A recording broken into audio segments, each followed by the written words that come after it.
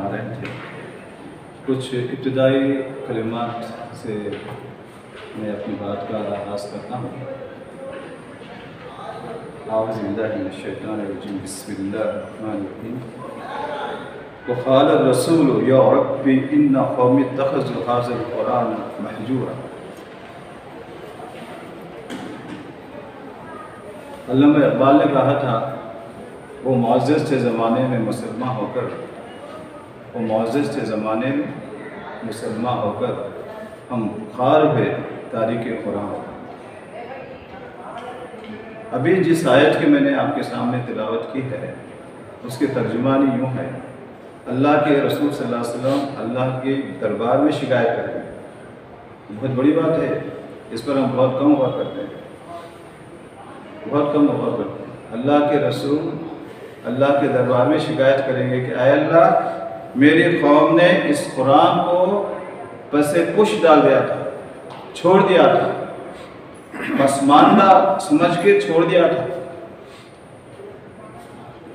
मौलाना शफ़ी साहब मरहूम, जो पाकिस्तान के मुफ्ती आज़म भी रह चुके हैं, अपने तफसीर मारिफुल कुरान में इस आयत की तशरीह लिखते हैं कि इस आयत का मतलब ये है कि आपके पास तमाम किताबें पढ़ने, समझने और उसको हल करने का मौका हो।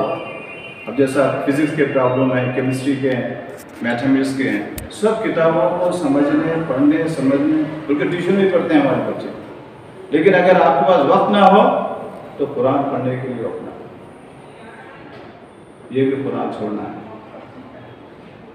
कुरान छोड़ना ये भी है कि उसकी तिलावत ना की जाए प्रॉपर। तिलावत का मफ़हूम हम और आप क्या समझते हैं? आमतौर पर बड़े सग़ीर के लोग तिलावत का मतलब खाली पढ़ना समझते हैं, पैसेज रीडिंग विदाउट अंडरस्टैंडिंग।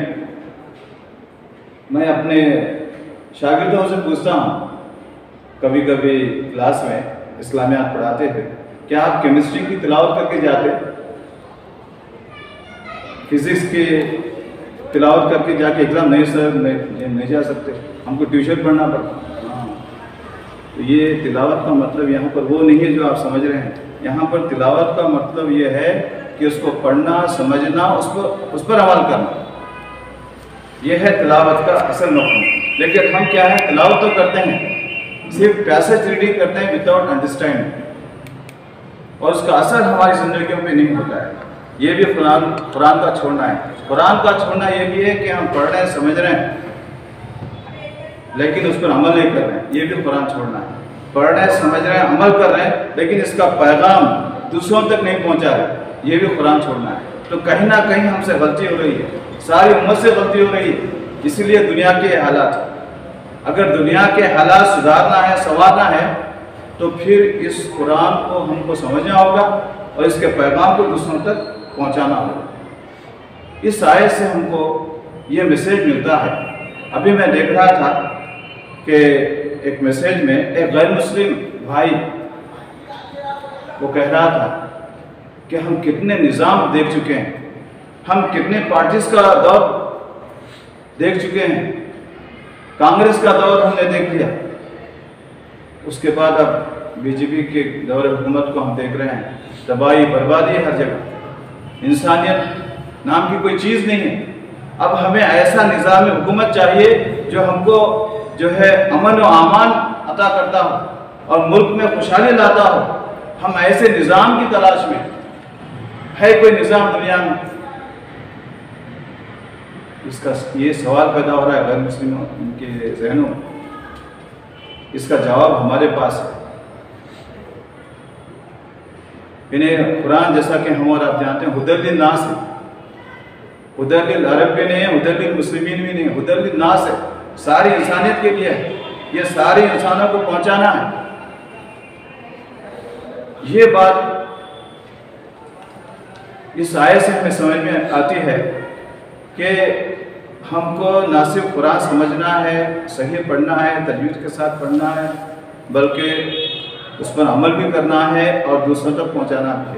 और इसके लिहाज से अपनी शख्सियत को भी संवारना है, अपने घर को भी संवारना है, اپنے معاشرے کو بھی سنوارنا ہے، اور اسی کے تحت یعنی اسمبلی ہو یا پارلیمنٹ ہو، وہاں پر بھی اسی کے تحت جو ہے یعنی قانون بنے گا اور اسی لحاظ سے حکومت چلے گی۔ یہ ہے جو ہے قرآن کو نافذ کرنا یا قرآن کے لحاظ سے کام کرنا، قرآن کا پیغام پہنچانا۔ غیر مسلموں کو نہیں معلوم کہ یہ ان کے لیے بھی، وہ لوگ یہ سمجھتے ہیں کہ یہ کتاب سے مسلمانوں کے لیے۔ ایک غیر مسلم اسلام قبول کرتا ہے، وہ کہتا ہے کہ مجھے آج معلوم ہوا کہ یہ کتاب جو ہے میرے لیے بھی ہے، میں آج تک یہ سمجھتا رہا کہ یہ قرآن صرف مسلمانوں کی کتاب ہے۔ خیر مجھے تو اللہ تعالیٰ نے توفیق دی، میں اسلام قبول کر لیا، لیکن میرے باپ دادا کا کیا ہوگا؟ وہ لوگ بھی بہت اچھے انسان تھے، اگر ان تک یہ پیغام پہنچا تو وہ بھی اسلام قبول کر لیے ہوتے۔ اب وہ دوزخ میں چل رہے ہیں، اس کے ذمہ دار کون ہیں؟ اس کے ذمہ دار ہندوستان کے مسلمان ہیں۔ یہ کون کہہ رہے ہیں غیر مسلم کو اسلام قبول کرنے کے بعد ان کے تاثرات، کئی تاثرات آپ دیکھتے رہتے ہیں۔ قرآن سب کے لیے، نبی صلی اللہ علیہ وسلم سب کے لیے، اس کے تحت پروگرام ہوا تھا، اس میں لوگوں نے تاثرات پیش کیا کہ ہم کو آج معلوم ہو رہا ہے کہ نبی صلی اللہ علیہ وسلم سب کے لیے ہے اور قرآن سب کے لیے، جبکہ ہمارے پاس پہلے سے ہی موجود ہے۔ اللہ تعالیٰ رب العالمین ہے اور نبی صلی اللہ علیہ وسلم رحمت للعالمین، اور قرآن کیا ہے؟ ذکر للعالمین، ہدی للناس۔ تو یہ کانسیپٹ ہم کو نہ صرف خود سمجھنا ہے بلکہ اپنے بچوں کو بھی سمجھانا ہے، اور اس کو عملاً اس کا اظہار بھی ہونا چاہیے ہماری زندگیوں سے۔ تو یہ کچھ باتیں میں آپ کے سامنے پیش کر رہا تھا۔ یہ محترم سامعین، بہت ہی خوشی و مسرت کی بات ہے کہ آج ہم نے بہرحال سیمائی جو تجوید کی کلاس ہے اس کو مکمل کیا۔ تجوید کی کلاس کو ہم نے مکمل کیا، لیکن تجوید تو ابھی جاری رہے گی انشاءاللہ۔ تو ہم نے جو موٹے موٹے رولز ہیں، جو قواعد ہیں، وہ سمجھنے کی کوشش کی۔ یہ اللہ کا بہت ہی بڑا فضل و کرم ہے کہ ہم کو یہ توفیق دی، اور اس مصروف زندگی میں سے ہم نے کچھ وقت نکالا اللہ کے کلام کو صحیح طریقے سے پڑھنے کے لیے۔ تو اس سے ہم کو بہت فائدہ ہوا، اور خاص طور پر وہ لوگ جو بالکل تجوید سے واقف نہیں تھے ان کے لیے تو یعنی یوں نعمت غیر مترقبہ یہ بات ثابت ہوئی کہ ان کو کچھ سیکھنے کو ملا، اور مزید جو ہے وہ اپنی کوشش جاری رکھیں گے۔ تو اس موقع پر یہ بات میں ضرور کہوں گا آپ کا خیر مقدم کرتے ہوئے کہ اس کورس کی خاص بات یہ ہے کہ عام طور پر تجوید کے قواعد رٹائے جاتے ہیں، لیکن ہم لوگوں نے قواعد کو رٹے بغیر اس کو آسان انداز میں مکمل سمجھنے کی کوشش کی، اور عملی طور پر دوران تلاوت اس کا عملی انتباہ کر رہے ہیں۔ مثلا اب جیسا کوئی کچھ مثال میں آپ کو دینے کی کوشش کروں گا۔ اب جیسا میم ساکن کے قواعد ہیں، اب ہم کو پتہ ہی نہیں تھا کہ اظہار شفوی کیا ہے، اخفاء شفوی کیا ہے، ادغام شفوی کیا ہے۔ ہم ہو سکتا ہے ہم کرتے ہیں اور تلاوت کے دوران اس کا خیال رکھتے ہیں، لیکن یہ جو ٹرمینالوجی ہے اس سے بھی ہم واقف ہوئے۔ اب جیسا یہاں پر ہے میم ساکن کے بعد با نہ ہو، اس کے علاوہ کوئی لفظ ہو تو میم جو ہے جلد پڑھا جائے، علم طرح، اس کو کہتے ہیں اظہار شفوی۔ اسی طرح میم کے بعد اگر با ہو تو اس کو شفوی کہتے ہیں، اور ایک گنڈن کے ساتھ ادا ہوگا۔ دیکھیے عبدالرحمن صاحب تو بالکل تیار ہے ماشاءاللہ۔ ترمیہم بحجاب، تو یہ ناک سے اب وہ کریں گے اور اس میں غنہ بھی ہوگا، تو اس کو کیا ہے یعنی اخفاء شفوی کہتے ہیں۔ اور اس کے بعد ادغام شفوی، اس میں کیا ہے میم میں مرج ہوگا، میم سے ملائیں گے، جیسا جی لہم مکرن، تو اس کو کہتے ہیں ادغام شفوی۔ تو اس طرح سے ہم نے سمجھنے کی کوشش کی، اور پھر ادغام کے حوالے سے بھی ہم نے یہ سمجھنے کی کوشش کی کہ تنوین کے بعد یا نون ساکن کے بعد یا ملون میں سے کوئی لفظ آ جائے تو یعنی ادغام مال غنہ ہوگا اور ادغام بلا غنہ، یہ دو بھی ہو سکتے ہیں۔ اب جیسا یومن میں سے کوئی لفظ آتا ہے تو وہ ادغام بالغنہ ہوگا، جیسا میں یقول۔ اسی طرح جب را اور لام میں سے کوئی لفظ آتا ہے تو وہ ادغام بلا غنہ ہوگا۔ مثلا ابھی میں مثال دے رہا ہوں، اس کے بعد عملاً پیش ہوگا انشاءاللہ۔ لم یقل لہ، لم یقل لہ۔ تو اس طرح سے دوسرے ٹرمینالوجی بھی ہم سمجھنے کی کوشش کی ہے۔ تو بہرحال یہ جو کلاس رہی ہے، انہیں یوں سمجھیے کہ پریکٹیکل امپلیمنٹیشن کا ایک اچھا موقع آپ کو آتا ہے کہ ہم جو ہے اجرا بھی کرتے تھے۔ اجرا کرنا ہم کو نہیں معلوم تھا، ہم اجرا کو کوئی اہمیت نہیں دیتے تھے، لیکن اجرا کرنے سے استحضار ہوتا ہے کہ ہم جو سمجھ رہے ہیں اس کو ریپیٹ کرنے کا موقع ملتا ہے، اس سے ذہن نشین ہوتا ہے۔ ایک اچھا آئیڈیا مولانا نے ہم کو دیا ہے، تو اس کو ہم عملاً جاری رکھیں گے انشاءاللہ۔ ہم یہ نہیں کہتے کہ ہم نے مکمل واقفیت حاصل کر لی ہے، لیکن اس جانب ہم سفر شروع کر دیے ہیں۔ انشاءاللہ منزل مقصود تک پہنچیں گے اللہ تعالیٰ کی مدد سے اور آپ کی رہنمائی میں۔ تو اس موقع پر میں یہ کہنا چاہوں گا، جو شرکائے تجوید کلاس تھے، کہ جب بھی کوئی ایسا موقع ہو یا کوئی مشکل ہو تو آپ مولانا سے رابطہ کر سکتے ہیں۔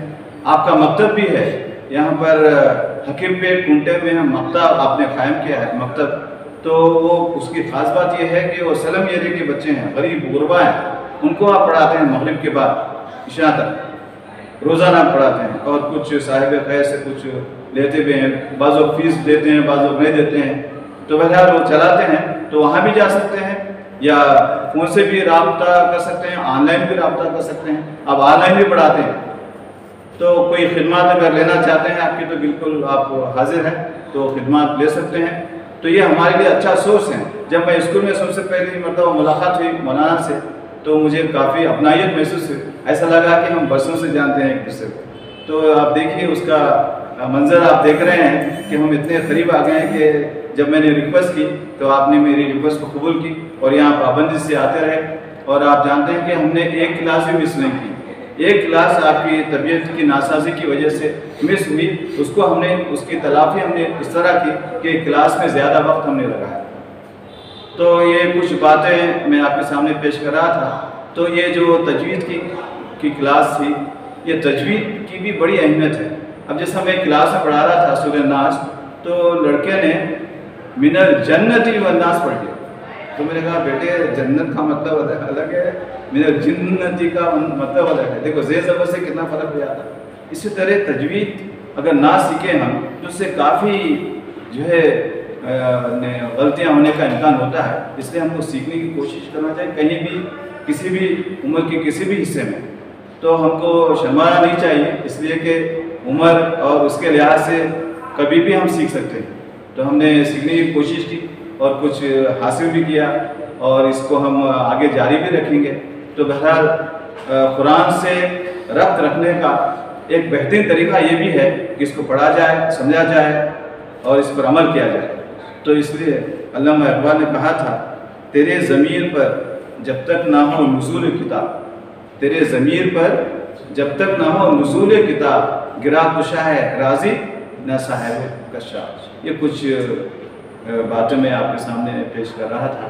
اب جو ہے شرکائے تجوید کی کلاس سے میں درخواست کرتا ہوں کہ وہ یہاں آئیں، اپنے تاثرات کا اظہار کریں اور اجرا بھی فرمائیں کسی صورت کا، تاکہ پریکٹیکل طور پر میرے مقامی اس کا مظاہرہ دیکھ سکیں۔